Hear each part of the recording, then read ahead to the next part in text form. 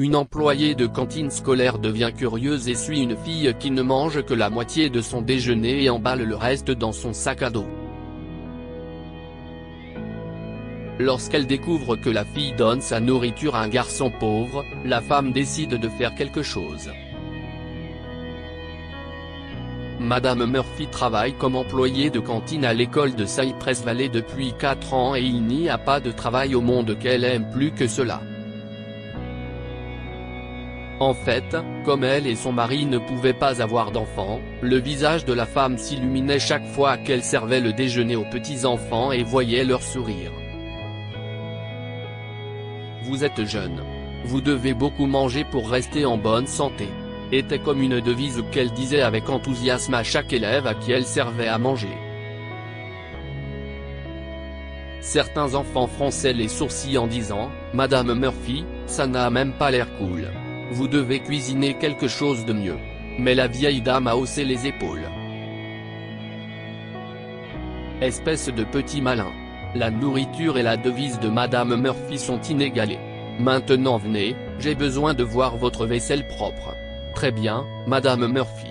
Les enfants ont ri en prenant place et en profitant du déjeuner. Un jour, après avoir servi le repas aux enfants, Madame Murphy parlait à son collègue quand elle a remarqué quelque chose de bizarre. Elle a vu une petite fille au fond de la cafétéria qui n'a terminé que la moitié de son déjeuner et a rangé le reste dans une boîte à lunch.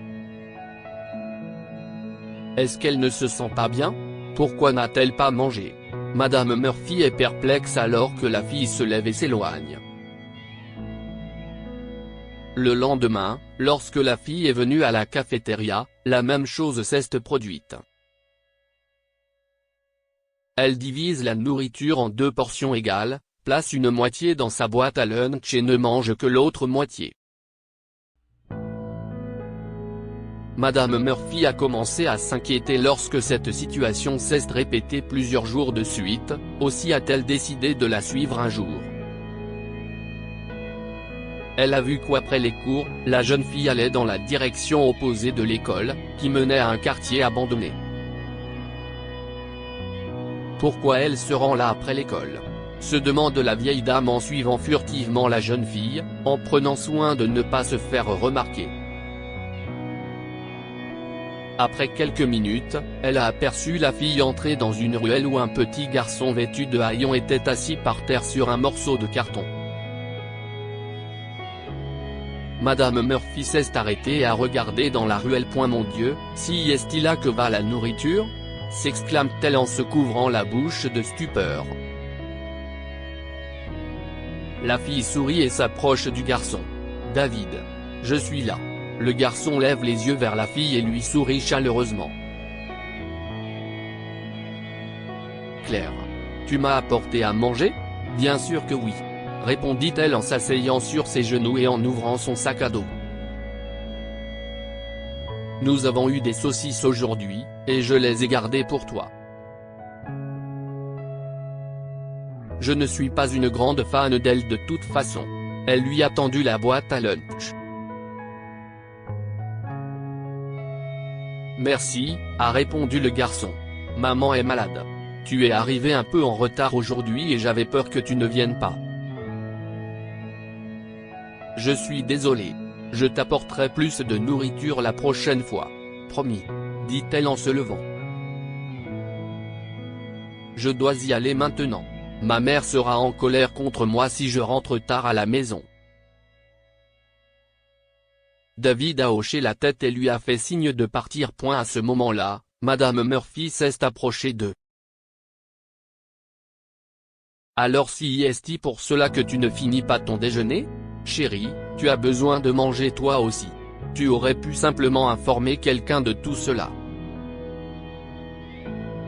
Claire a pris peur en voyant Madame Murphy là. Vous travaillez à la cafétéria de l'école, n'est-ce pas? S'il vous plaît, ne parlez de cela à personne. Maman sera furieuse si elle apprend que je ne finis pas mon repas, a-t-elle dit en baissant la tête.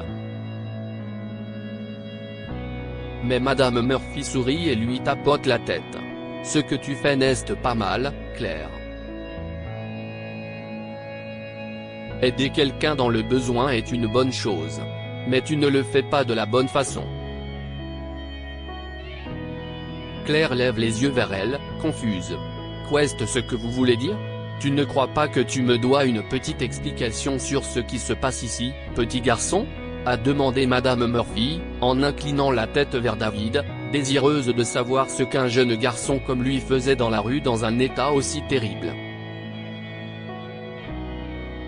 Mais avant qu'il ne puisse dire quoi que ce soit, Claire a pris la parole. Rien de tout cela n'est de sa faute. Sa famille est très pauvre, a-t-elle commencé. David et sa famille ont du mal à joindre les deux bouts et peuvent à peine s'offrir un repas complet par jour. Claire l'a rencontré à un croisement près de l'école alors qu'il mendiait de la nourriture et de l'argent. Elle se sentait mal pour lui et a commencé à garder une partie de son déjeuner pour sa famille. Ils ont convenu de se retrouver tous les jours à la ruelle, où elle lui remettrait la nourriture. Il a une petite sœur à la maison. Je ne veux pas qu'il ait faim, termine Claire. Oh, chérie. Tu as fait une chose merveilleuse, les yeux de Madame Murphy se sont mis à briller, et elle a pris Claire dans ses bras. Toi aussi. Viens ici, mon chéri, dit-elle à David tout en serrant les deux enfants dans ses bras. Madame Murphy leur dit, écoutez, les enfants, à partir d'aujourd'hui, personne n'aura faim, d'accord? Aucun d'entre vous ne manquera de nourriture. Madame Murphy va s'en occuper. Madame Murphy savait qu'il restait beaucoup de nourriture à l'école après que les enfants aient fini de manger, alors elle a commencé à emballer cette nourriture dans des boîtes et à rendre visite à David dans l'allée, où elle la lui a remis. Claire l'accompagnait lorsqu'elle allait voir David, et le sourire que Madame Murphy voyait chaque fois sur le visage des deux enfants lui faisait croire que, même si elle n'avait pas ses propres enfants, Dieu l'avait indirectement bénie avec beaucoup plus. Elle nourrissait, non pas un, non pas deux, mais plusieurs enfants avec ses mains, et cela signifiait beaucoup pour elle. Que pouvons-nous apprendre de cette histoire? Si vous pouvez aider quelqu'un dans le besoin, vous devez le faire. Claire savait que le fait de garder une partie de son repas aiderait la famille de David, alors elle l'a fait tous les jours. Lorsque Madame Murphy a appris l'existence de la famille de David, elle a elle aussi sauté sur l'occasion de l'aider, faisant ainsi bon usage d'une nourriture qui aurait pu être gaspillée. Apprenez à être reconnaissant pour ce que vous avez. Nous jetons facilement les aliments que nous ne voulons pas manger, mais pour certaines personnes, comme la famille de David, avoir une assiette pleine de nourriture est un rêve. Apprenez donc à apprécier ce que vous avez, et si possible, partagez-le avec ceux qui sont dans le besoin, comme l'ont fait Claire et Madame Murphy. Partagez cette histoire avec vos amis. Elle pourrait égayer leur journée et les inspirer. Si vous avez aimé cette histoire, vous aimerez peut-être celle d'un garçon qui trouve chaque jour de la nourriture dans sa boîte à lunch alors que sa mère célibataire est dans le coma. Cette histoire est inspirée de la vie quotidienne de nos lecteurs et rédigée par un écrivain professionnel.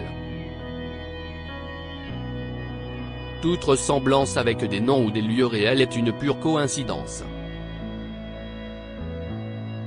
Toutes les images sont uniquement destinées à l'illustration. Partagez votre histoire avec nous.